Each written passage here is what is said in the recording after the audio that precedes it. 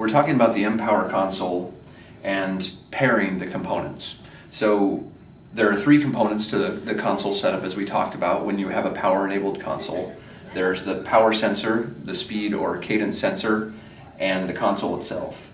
The three components talk to each other wirelessly.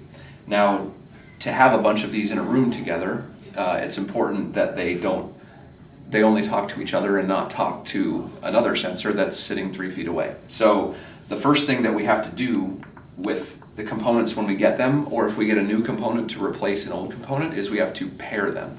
So you take the console and get into service mode, as I have this console in service mode now, and you scroll to the P menu.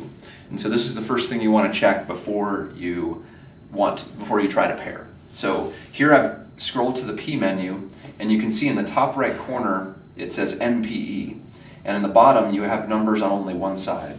What this means is this console is in non-power enabled mode.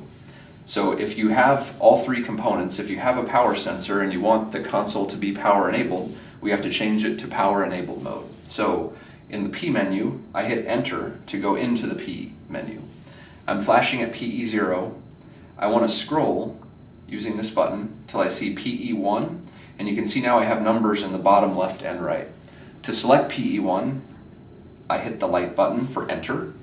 Now you can see I'm back at the main P menu, but now I have PE in the top right, which is power enabled, and I've got numbers on both the left and right on the bottom.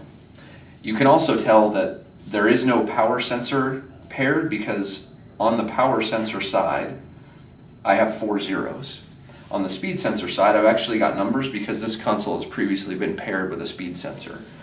This is another way to tell if you have a problem with your pairing after you've done it. So now we're going to move into how to pair the three components.